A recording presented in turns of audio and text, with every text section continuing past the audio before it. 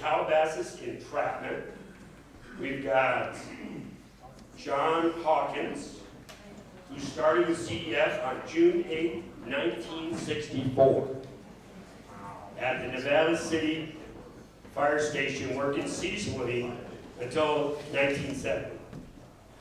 He knew he wanted to be a firefighter and came up through the ranks of unit and got promoted to deputy chief with RRU and became the fire chief in August of 2006. He retired from RRU in December 2018. Served as an IC Type 1 on 3 Cal fire teams, an ops section chief, and a ops on a federal team, Incident Management Team 1, from 1987 to 1990. Next, we have Captain Bob Moose Millhauser. Did I say that right, Moose? Yes. You got a great nickname. I love that nickname. Retired as a Captain 2 with 32 years of service with LAFD. Bob was voted as the 2012 Firefighter of the Year. At the time of the Calabasas incident, he was a Captain 1 on Engine 10 with 15 years on the job. Ross Dave. Say it, Ross. Thank you. Retired as a Captain 1 with 32 years on the job. He was the engineer on Engine 10 with 12 years of service. Rick Kirkwood retired as an Calabasas operator with 31.5 years of service. At the time of the incident, he was a firefighter on Engine 10, just shy of 7 years on the job. And then Assistant Chief Sergey Guy Tomlinson is currently assigned to Special Ops with the Los Angeles City Fire Department. At the time of the incident, he was a firefighter on Engine 10 with 6.5 years on the job. Gentlemen.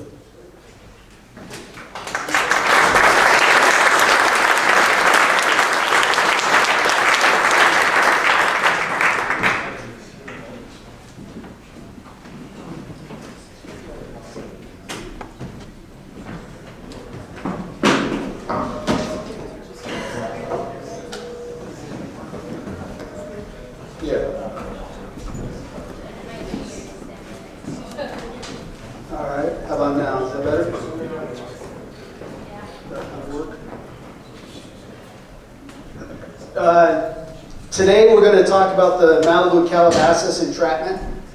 Primarily we're going to give you an overview, but the primary job of today is the Engine 10 perspective.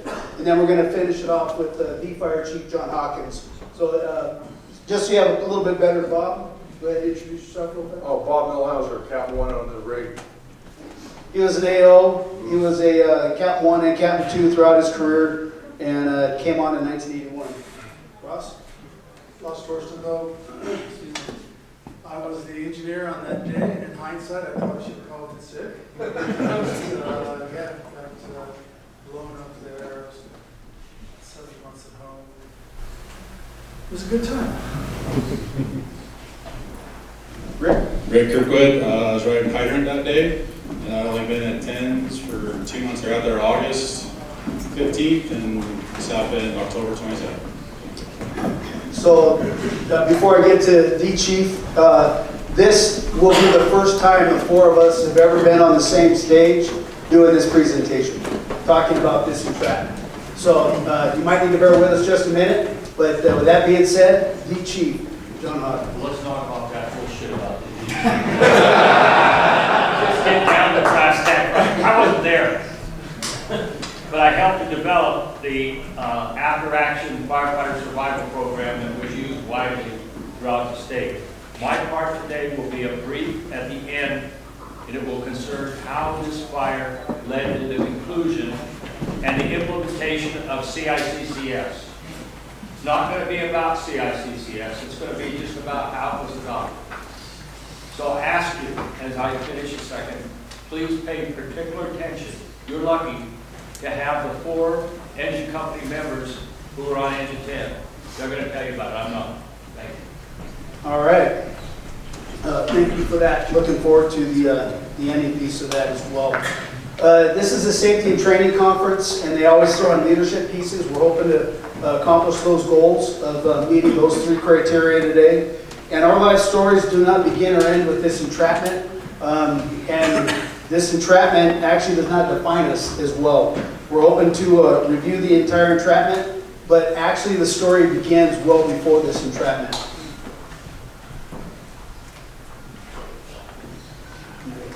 Oh, you want me to do that? Thank you. I didn't get the memo. All right. So, October 21st, 1996, 10:35 in the morning. Fire starts in Malibu, Calabasas area. No shocker to anybody on a Santa Ana wind-driven day. And the fire starts right along the 101 freeway, right near Las Virgenes, an area that's very prone to fire over the decades. It's had quite a few of them. The green area on this map is the Calabasas fire. The Calabasas fire burned from allegedly down power lines and burned in the southward direction. Winds were out in the northeast, the fire traveled down. The fire was boxed in on the east side because of the 1993, 3 years prior, Old Topanga fire. So that area had burned off, so it held that east side in check. The west side of the fire was held in check by LA County Fire and Las Virgenes Road, because that was all grass, and they were able to hold it there. But once it hit Piuma, it was a different fuel model. And then that fuel model changed, and this area in here, that's this purple area, that's the Dayton fire and the Wright fire. The Wright fire was 1970, the Dayton fire was 1982. So this whole west side of the fire was 14-year-old growth vegetation and 26-year-old growth vegetation. So it's completely different fuel models than the grass.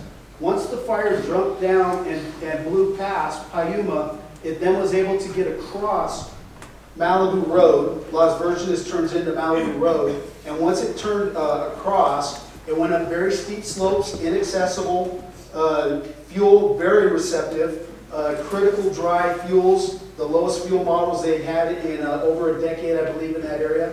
And then it was off to the races with that. And then that's when all the mutual aid was coming in. The fire stayed held in check due to Old Topanga, and then it started to spread laterally to the west, but and worked its way around Pepperdine College. And that was pretty much the essential pieces of the fire. Can you click the slide? So this is Topanga, this is Pepperdine, city of Malibu. The fire's coming down, transitions over, and gets hung up in this Corral Canyon piece right here.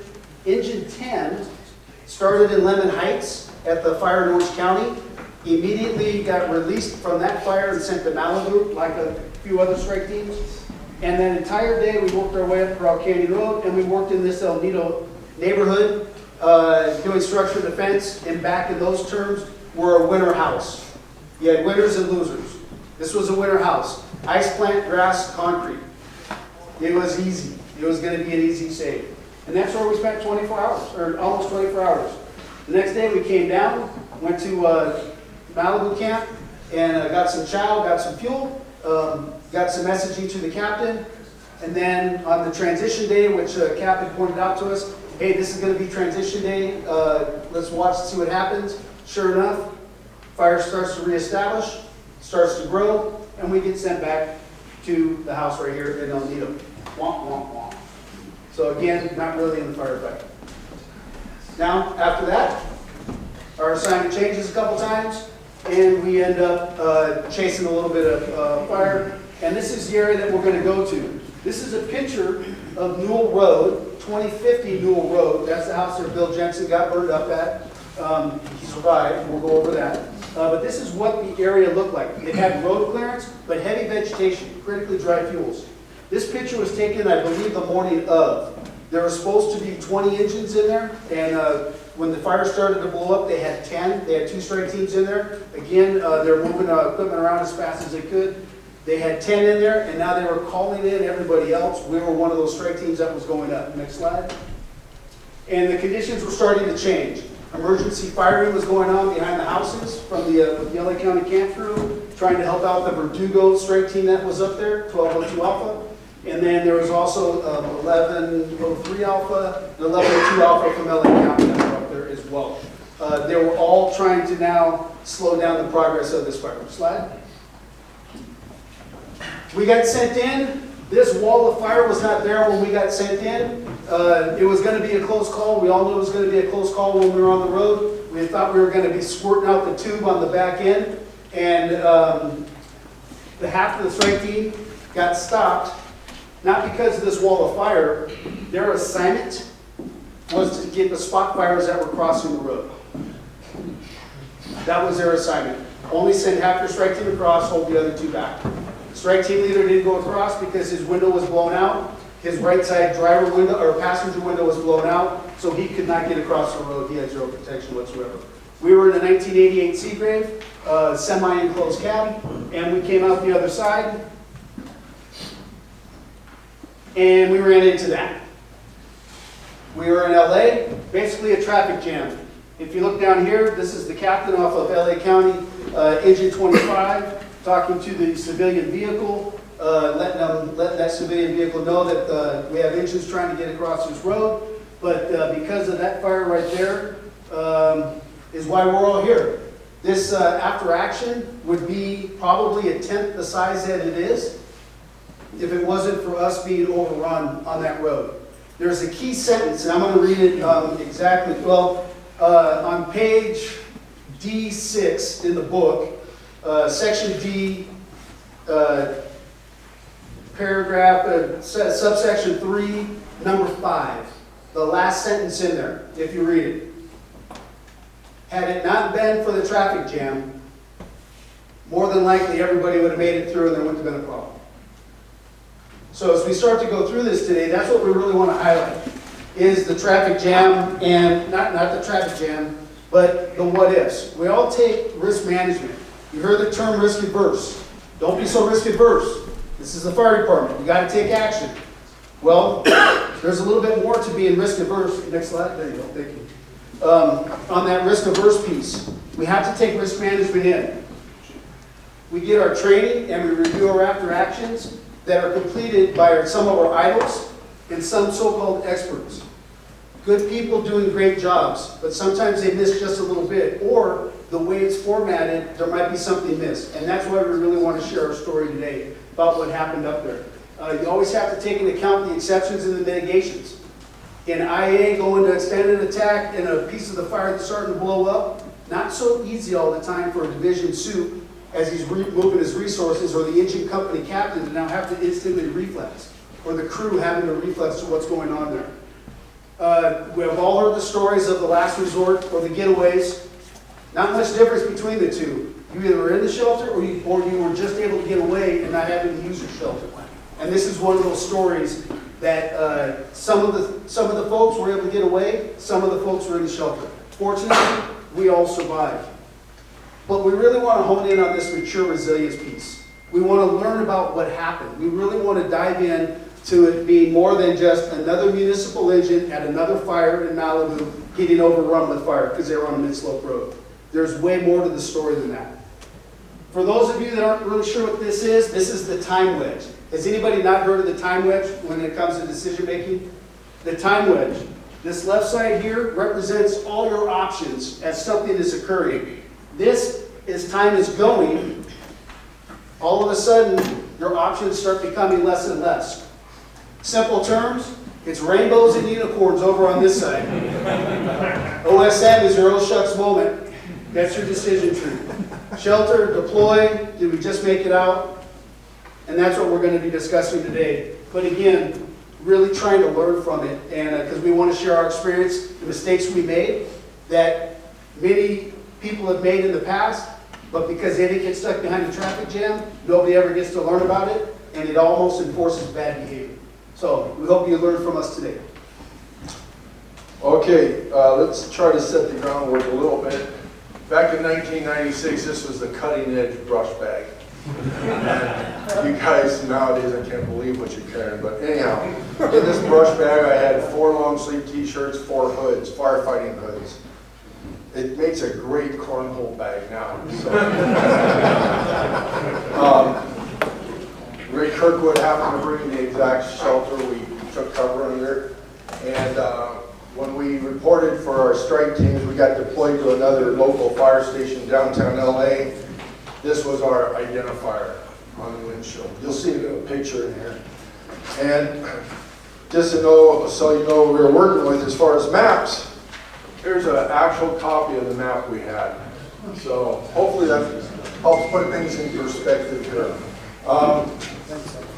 We got deployed or dispatched to Fire Station 17 to create a strike team.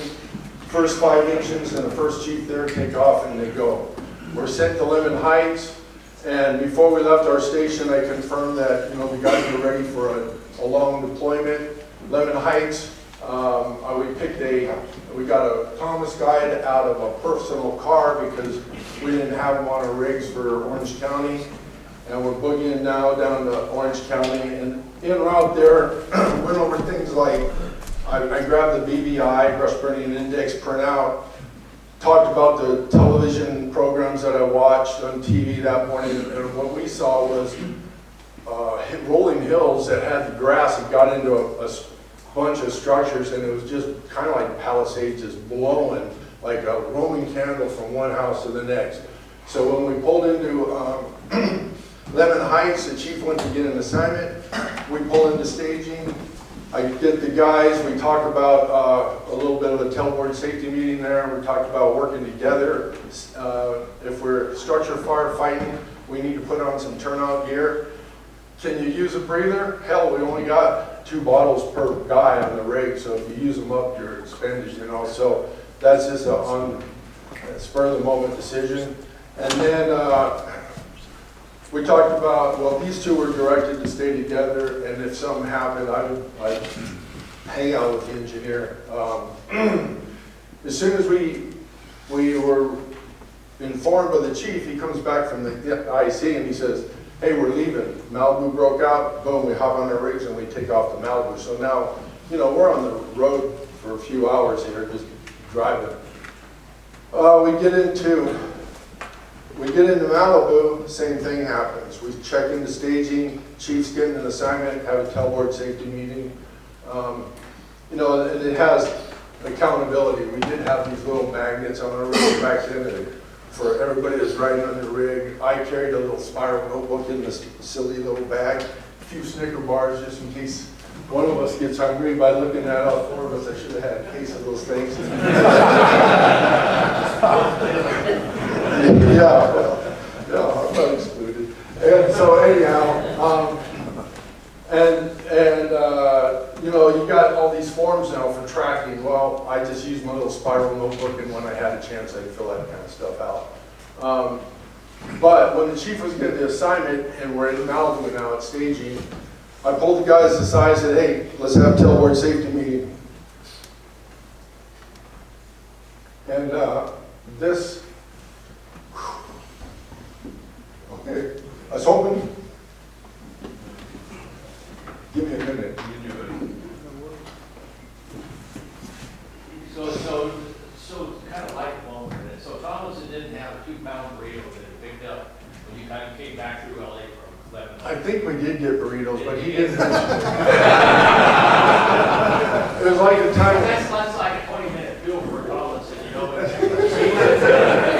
Well, find a seat. it's like when we were at McDonald's in downtown LA and this guy's stabbed and our paramedics go, hey, we got a Cap. And so he goes, hey, Cap, we're at McDonald's, can I go in and get a burger? Sure, go ahead in. So the next thing you know, the paramedic comes back over and this guy's been stabbed with a screwdriver and punctured his lung. And she comes back and she says, hey, Cap, I need you to reattach yourself to the incident. I said, okay. She goes, and I need a driver, and I need this, and I need that. I said, okay, so guys ain't getting burgers. And I don't know, it was Keith Bridges, another engineer, I don't know if Rick was there, but they jump in the rig, the engineer and the other fireman, the guy comes out and he goes, what's going on? I go, oh, we had to transport, hop in, I'll drive, because he had to eat his hamburgers. I was hungry. I thought it'd make me grow. Okay. I wanted to catch up. It did. Okay, so back to the tailboard safety meeting. I said, hey guys, this is probably the most important training I ever had in my life. I said, hey guys, this will never happen to us, but what are we gonna do if we're in transit and we're overrun by fire? And then 22 hours later, the shit hit the fan, excuse me, and it happened. Well, the idea was, okay, we talked about taking shelter in a cabinet, a compartment. This old boy ain't gonna fit in a compartment. We talked about using the, if we're in transit and the fire's blowing at you, taking the wheels and putting our heads toward it and deploying the shelter together so that the fire would hopefully go around the wheel and then around us. And then we also talked about taking cover behind the engine cowling. Well, that's what happened. Anyhow, so, did you guys want to add something to that? Okay, so needs. I think Guy already mentioned, when we left staging, now we're 24 hours into it, we went down, they fed us in place. Excuse me, they did not feed us in place, they took us back down to base, and the staging, it was kind of combined. And they said, okay, go back to where you've been deployed, you're going to be released from the incident. This is what the strike team leader says to me. So these guys grabbed some supplies, water and whatnot, and we're leaving staging. Here's, hey, Cardinal Sid number 1, we leave staging and we're not suited up, right? We're going back into operational zone. Well, the fire's laying down. We haven't been within 1.5 miles of the fire for 24 hours, and we're going up there to be released to go home. There was no demobilization. They didn't have that back then. So we get up, now we are returning to where we were, and somewhere right around here, you come off of PCH, you take this turn, and right in this area, they said, hey, Strike Team 1001, we need you to go up and help with structure protection. Don't rush up here, and we got civilian autos, and we don't want to bottleneck. Well, we're quite a ways, as you can tell, from here to here, but first word out of my mouth was, hey guys, I want everybody suited up. Should have been, Ross, stop the rig and suit up. He's driving, we got strike team behind us, you can make all the excuses you want, but the bottom line is we should have stopped that rig. And then as we are going up here, right here was where we were deployed, and then right about here is what I call a cut bank. This mountain is just basically cut down and there's a road. And so we got a quick glimpse at the fire. The fire is still down here. Get a quick glimpse. Now we're behind the road, and we're in an enclosed cab, at least the front half. Back half is open, but it's got a roof on it. You can't see this fire. From this point all the way up to this point, and you'll see, let's see if I got the next slide. It's coming. Okay, so basically from this point, shoot, wrong button. From this point here, excuse me, from way down here, that's a cut bank and you can't see anything.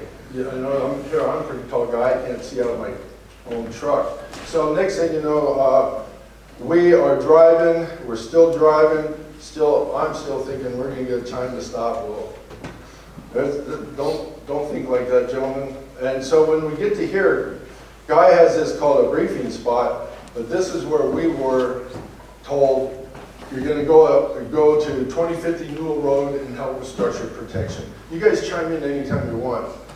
And as soon as we got to that spot and we get to right 100 feet past, let's see if we have this right here is where we were, right there. And I looked to my right and I said, oh, darn, we're in a bad spot. So we got to get out of here. Backing up wasn't an option. We had half of a strike team, plus we had a strike team still sitting at that cut bank. We had hand crews, we had battalion chiefs. So we're going forward. Now, the assignment, let's go back to the why, the decision at the why, right or left. So we're driving, this put us right on a ridge in a saddle, and we got that firestorm coming at us. And my opinion, looking at it then, and actually still now a little bit, the fire's down here, and it's making this run, and I think it's gonna run right here. This, if we go left, it's uphill and it's above the fire. If we go right, it's downhill, it's still above the fire. But we had never seen this. We didn't have any topographic maps, we didn't have any briefings, nothing.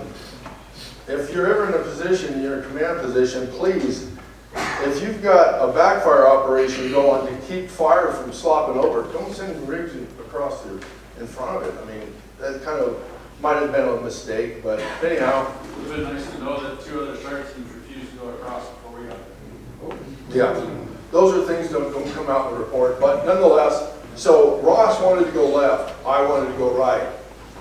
So we're right here, and LA County, it's just easier with the finger. LA County engine 25 comes down towards us, flips a hairpin turn, and he goes towards Newell Road. Engine 17 is in front of us, LA City engine 17, they go down Newell Road. Our assignment is down Newell Road. And I didn't want to go left and above it, so I went right. Well, we would have been okay, like Guy said, except for there happened to be a civilian car over here blocking the road, and when we came to a stop, we were at the tailboard of engine 17. That's when he said, "What now?" And I said, well, I won't say it. I said, "Deploy your shelters." And we had prior, like I said, talked about it. The reason we didn't deploy and stay inside the cab, I went to some training. Our engine 98 back in like 1992 or 3 had been overrun by fire and the entire cab ignited. So you don't know how many BTUs you got coming and where they're going to hit you at your rig. 98s, it hit them right about the top of the tire. And when we get to the pictures later, you'll see we had a steep slope unbeknownst to us, and it's kind of blown over. Ross probably wishes we would have stayed in the cab at least a little longer, but I said, "Ross, I'm coming your way, hop out." Anyhow, back to the decision. I can't tell you it's right or wrong. I can't tell you if I do it different today. Ross, you want to chime in on that? Could you go to the Y, the intersection there? Oh, the next one? Yeah, so I come up here, there's a stop sign, I stop, Cap goes, "Go right." I go, "I don't think so." And he said, I want to go to the left. I couldn't see anything, but I was trying to look over Cap, and it's like an 800-foot steep drop off. And he goes, "Oh, strike team leader wants us down there. If you drive fast as you can make it." So I start running through the gears and get down there, and they get right up to engine 17. And I got a hold of the steering wheel, I'm standing up on my tiptoes, and I'm yelling at him. I had my finger buried in the air, and I'm going, "Get out of the way!" as loud as I could. And if you could have got a sheet of notebook paper between my bumper and their tailboard, you'd have been lucky.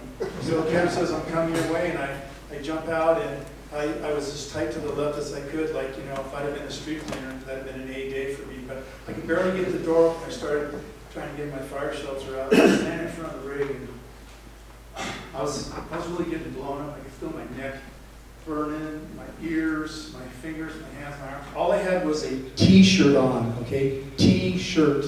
So I got burned all the way up to where my sleeves were. And I got a burn on my back here. I got a couple burns on I got on my flank, up on my back, and yeah. So that's that. I wish in my report with the guys, the people that came to talk to me, I guess doing this ADR, I was in the hospital, and I was mad and ticked off, and I didn't want to be insubordinate, so I did what Cap said. I think today I'd still gone to the left because I know it looked clear. It would probably been a close call trying to putt up that hill. It was a steep hill, but I guess I should have followed my gut probably and said, "Man, we're going to go to the left. If you want to go to the right, Cap, get up more." So let's just change the scenario a little bit, and had we gone left and that road was blocked, this is what would have been licking us in the ass. So, you know, we're kind of damned if we do, damned if we don't situation. Maybe we would have made it. The road wasn't blocked going left. We know that now. So obviously left might have been a better choice. Going left, we did have one engine that went left, engine 4. They got smoked out. and one of the firefighters from the Forest Service with prior Forest Service experience jumped out of the cab with his shelter. They were able to get the rig restarted. He jumped back in and they drove up and they were able to get out of the way. There was a bunch of eucalyptus, there was a bunch of cypress, there was a bunch of stuff on that left side road that made it kind of hazardous because we didn't know where it led us to with that really good paper map that we had in the Thomas bed. Let's go through one more thing real quick here, guy. Let's get to another picture. I didn't mean to get out of sequence. But there's a picture of our engine aftermath. And then this is what was leading up to it. And this is when Ross stopped, bumper to bumper.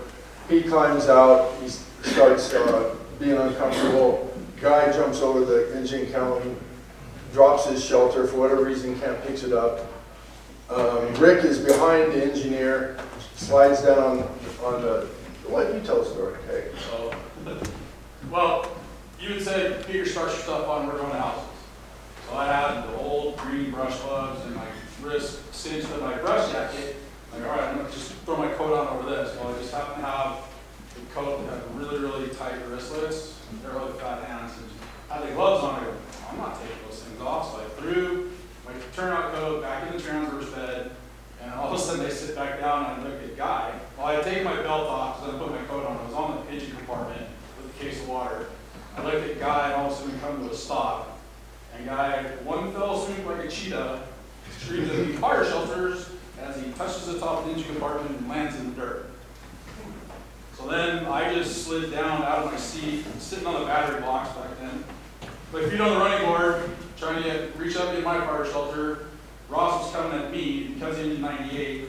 I was on that fire at another engine further down. And hear all the stories and everything, I don't want Ross to take off.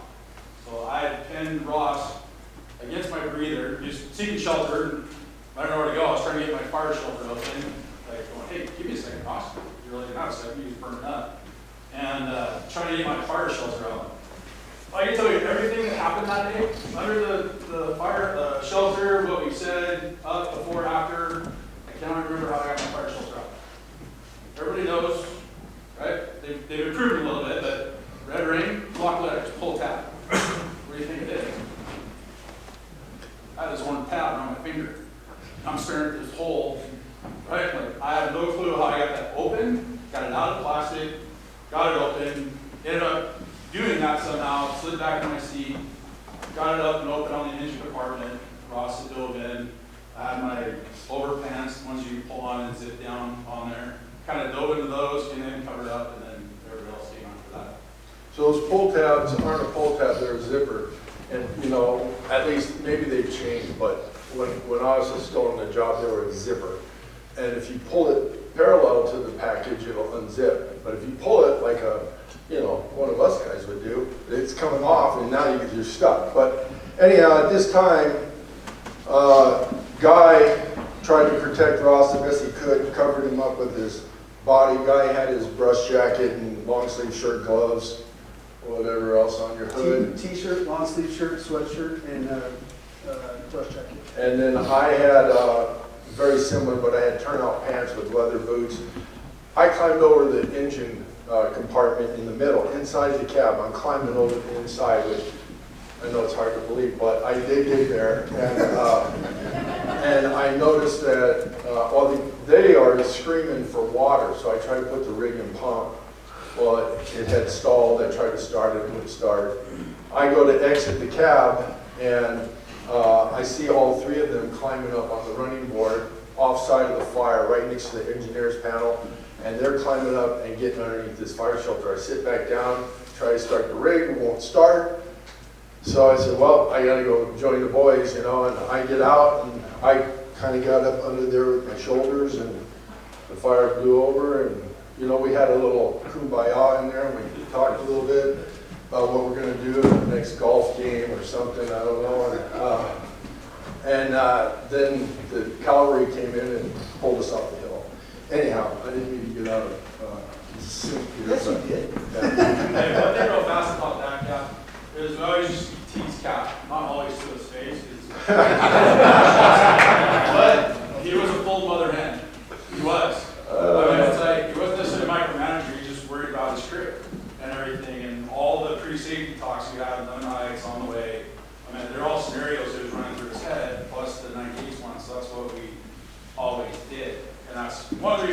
get together. And then when he gets up underneath there, there's a lot of yelling, screaming, and that was going on and stuff. And all of a sudden, he just screams at us. Hey, Rick, serial number. Like, what? He said it again. All of a sudden, kind of snapped us out. Like, he brought us down and then doing it. And they called for help and all that other stuff. And then we're doing all right. But it's a little hard underneath there. I don't know if you guys ever had the pleasure of doing it. But if you go to LAX and major airport, go to the end of the runway, just picture two 747s trying to drag race anchor down. That's how loud it was. It sounded like underneath there. So the why at the decision-making point, from Newell Road, from there to that house right there, 2050 Newell, where the Glendale strike team was, we're running Glendale, Pasadena, that we were going to help. That road is just over 1,000 feet, less than a quarter mile, less than a 30-second drive. We saw the fire coming down the hill, but we knew the fire was coming up the hill pretty angry at us, and it was going to be close. And we knew it was going to be close. We just didn't realize we were going to be stopped.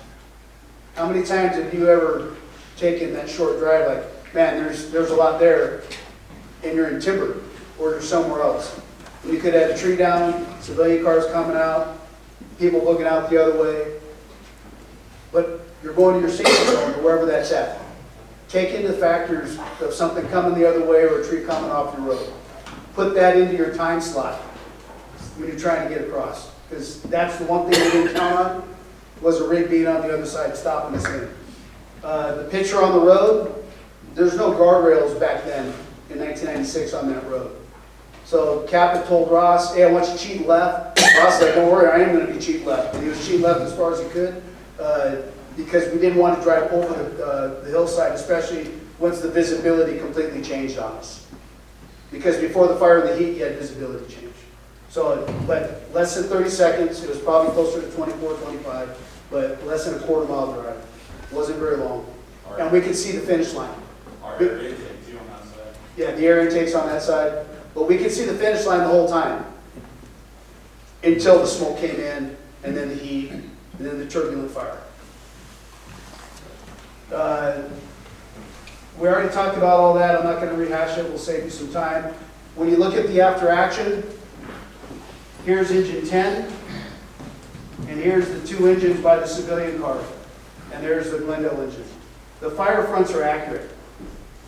The apparatus placement is not. Good people doing a good job, trying to do a great report, but that's inaccurate. And then this is out of the same report. And if you can see, 61 feet, and the road's 15 feet, but there's a civilian car, and now the two engines are on this side of the rig. Good people doing a good job trying to provide a great report. There's just some things that may cause confusion to anybody else looking at it, that for us, we're like, right away, it didn't quite make sense because we knew we were on the bumper of engine 17. It wasn't until we deployed our shelters, or our shelter, that engine 17 was able to start to drive off after the LA County engine 25 was able to drive off. So that's how that 61 feet of separation actually occurred. It was after we had already stopped. And then this picture kind of speaks for itself. There's the Glendale engine 24, and then the captain of the civilian vehicle. But pictures are very deceiving. When you look at this picture, you're like, well, where's the other two rigs? In the diagrams, it shows the other two rigs right there. But in the picture, they're not there. So it's probably a moment in time. I'm not sure when the photographer actually took it. It's just another thing that good people doing a good job and a good report, that you can't always explain certain things. So Glendale engine 24, their outcome. This is Bill Jensen down on the point. Aircraft are coming in, trying to paint the rigs. There's emergency firing going on by the LA County crew. And his run for escape is up slope. And this is the fire side that got engine 10. Everything on this side. So as he ran up, the same fire that got us, got Bill Jensen. He had to run 170 feet. He was 52 years old at the time. He's a very strong, big man. He was a tree trimmer. Just powerful, powerful hands, especially when we were pulling him out of the car. He had a will to live. That's why he's still here today. But that's what he had to run up, and he got burned, and he got burned bad. And the same with Scott French. They both got burned bad. Bill Jensen, third-degree burns over 70% of his body. How he survived is that he's a very strong man with a strong will to live. He loved his family so much that that was the only thing keeping him going. And he was in full PPE, and those are his full PPEs. The only thing he didn't have, if you notice, he had a bandana. The bandana didn't help him out all that much, but it did a little bit. But he had a bandana instead of a hood or a hood that day or so. Didn't Idaho say that you took a 1,200 degree last time? I believe so. So we've already covered that slide. Engine 10's location, looking down slope. You want to take this slide, Bob? You want to talk about that? Yeah, so we mentioned it a little bit earlier, but you can see right here where the fire is literally blowing over the top of us. You know, of course, there's some eddying going on and whatnot, but when that engine 98 had their incident, they were really on a sharper inside turn, which is your chimney or your valley leading up to it, and it was at a lower angle, so therefore that cab ignited. That was why my belief was, I don't know what's going to happen if this ever occurs. And so I decided the best thing for us is all to take shelter outside, which ended up with burns to Ross, but in the whole, I think it really helped because we were all together when it hit the fan. This is just a few pictures that Guy wanted to add to show some of the damage to the rig. This ladder was sanded, halyard replaced, maybe a couple pulleys and put back in service. We use wood ladders on the LAFD, so the ladder was replaceable. I mean, it was not replaced, it was reused, repairable. Yeah. And That was my seat right there. That was the fireside jump seat. this is where we ended up deploying, where Rick was sitting facing backwards. There again, you can see the open cab in the back, and we all cozied up, you might say, underneath that shelter, and calmly requested some assistance. So, we're not all leaf eaters. Some of us are normal size. So, the four of us, the chair that you're sitting in, we're in about a chair with your feet out with the running board, which is about 12 inches. That's where we were all at, underneath the fire shelter. So all four of us were crammed into a very small space. But luckily Rick was able to deploy his shelter, unlike me, who got the red rings off. This is my fire shelter, red rings off, but when I jumped over the rig, my goggles split because I had the city issue goggles that when you hit them too hard, they break apart. My goggles broke apart with all the fire and everything underneath. I couldn't see it, and I wasn't going to take time to start looking around for it because I had Ross over there with skin melting off his hands. He was in a tremendous amount of pain. Our goal, Rick's saying, grab Ross, and I'm looking at Ross like I need to grab Ross, and we grabbed Ross here. So Rick's got his shelter, and I got my shelter of failure. The red rings are off it, but that's as close as I got. I was standing on this, wrong button again, standing on this running board down here below the battery box, and as I'm standing there with my head in the shelter, and I go to grab my radio mic, my mic had fallen off of my clip, and it was touching the ground. So it was a little bit warm because that stretchy cord that's normally just hanging about right here was touching the dirt down below the tire, and I pulled that thing up. I remember saying to myself, man, I hope this thing works, because I didn't want to have to try to do a push to talk on a, pull your radio out and all that crap. Anyhow. Any other points here? Yes, sir, I'll take that. All right, so a lot of lessons learned on getting the big picture, just not in your little work area like where we initially were. but getting a big picture of how the whole thing looks. Because of the color in the room, that's why there's the maps with the different colors. I had no idea which one was gonna show up today.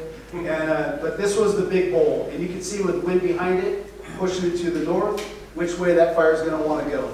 And we just happen to be the recipients of it, and right in there. So it was, we were right there in harm's way, but looking at the big maps, especially if you get a briefing, a big briefing on a managed phase fire, look at the band. So lessons learned, 10s and the 18s. Before I go into those, well, 10 of the 10, yeah, with gray areas for us, and 11 of the 18s we touched. So it's real. And then the outcomes. Again, remember, rainbows and unicorns to the OSM, but conversely, behind that, there's things that happen. And this time period right here, I think goes on until you probably die and beyond. Because it'll mind-jack you. It'll mind-jack you for the rest of your life. And it will impact all these decisions you have to make during those times. And then there's all the other collateral damage from it. Political, changes in the fire service, changes on the, what you do for SOPs.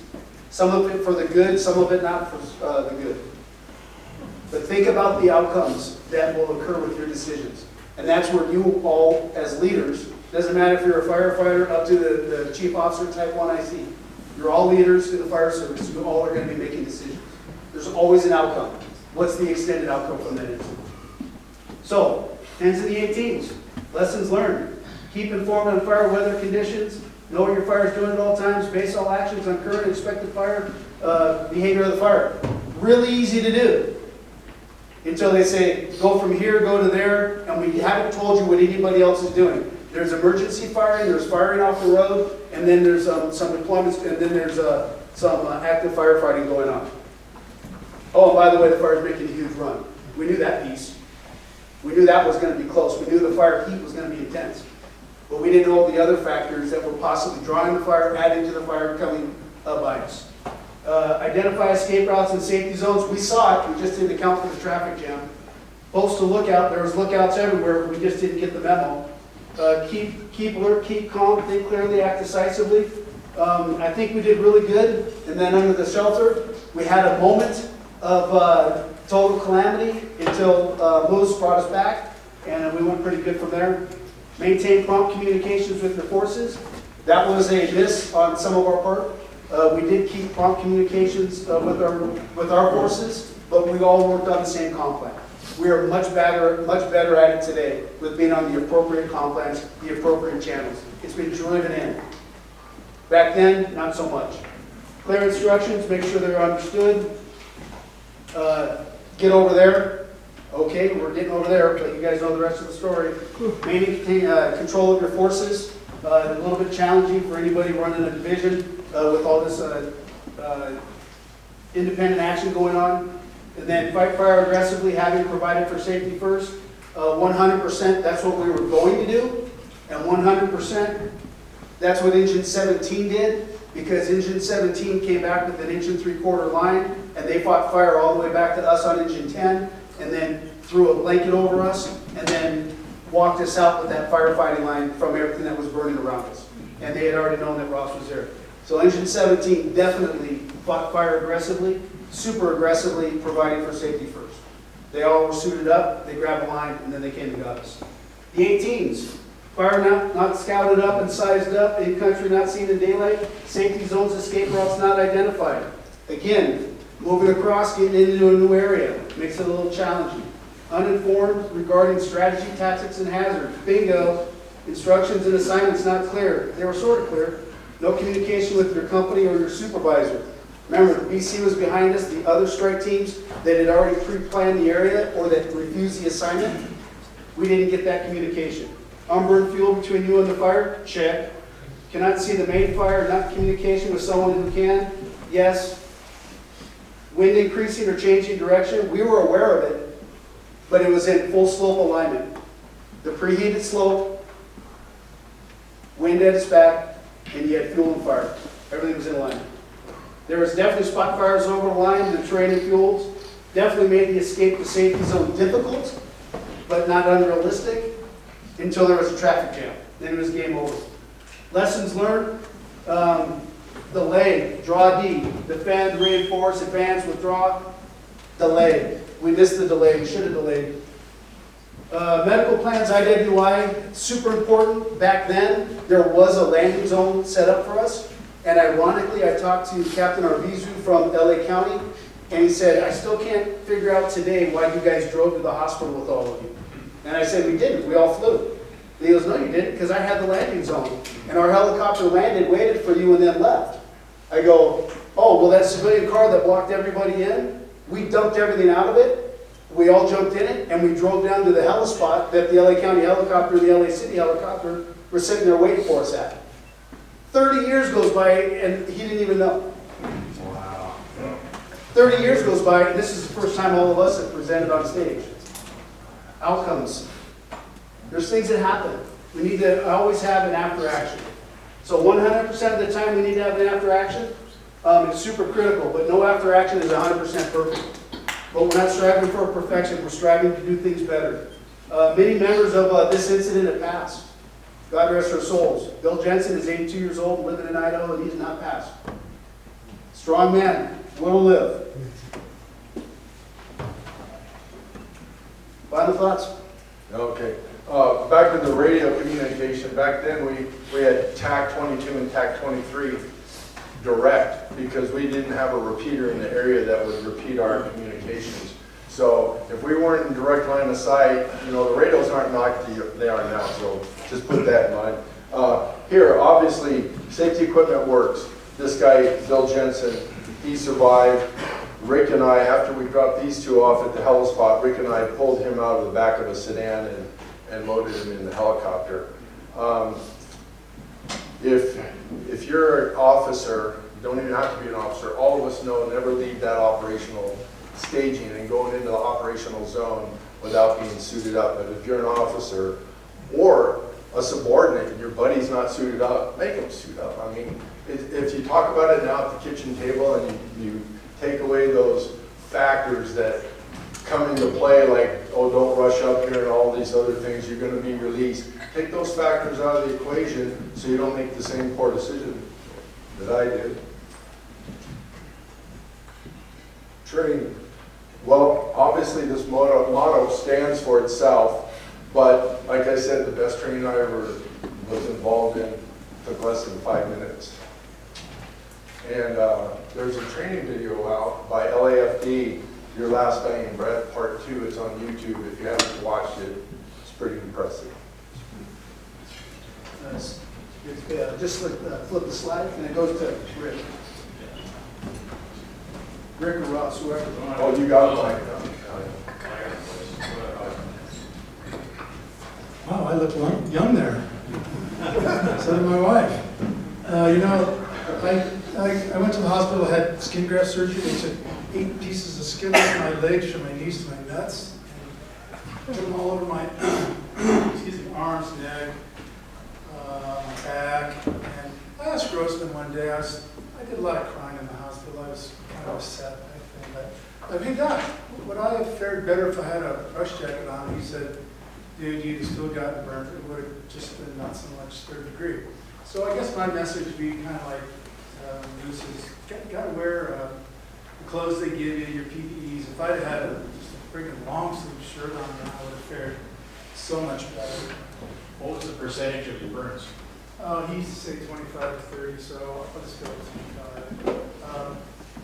Bill was like 70. I never even met him until a couple months later. I had a doctor's appointment, and he go, hey, you want to meet Bill? And me and my wife, but yeah, sure. They opened the door, and his back really looked like a road map. It was really horrible to look at. And you know, he never got really the use of his hand back. His hand was just, they wanted to cut his hand off, and his wife wouldn't let him. They sewed a pocket in his gut and put his hand inside, and then, you know, the tissue and whatever regenerated, but he really didn't have too much, you know, wiggle with it. But I used to run into him every now and then, mainly at the office for an office visit. But the guy's a stud, you know. He couldn't run at all, and that's why he tripped and fell, and he ended up in a little draw where this fire came up. It's like a low church lasted, and that's why it's closed like it did. So we train for both. We train for the team, and we train for our families so we can home and see them. That's how we need to approach training. Lessons learned should become learned lessons. Learn that from the Esperanza staff ride to create the positive change and reinforce good habits. I love that line. Should become learned lessons. Again, this presentation was 1-inch in company's perspective. We didn't interview everybody that was in this book, and they went pretty in depth on the interviews. This is just our perspective. And then this conference is about leadership, safety, and training. We hope that we accomplished that today.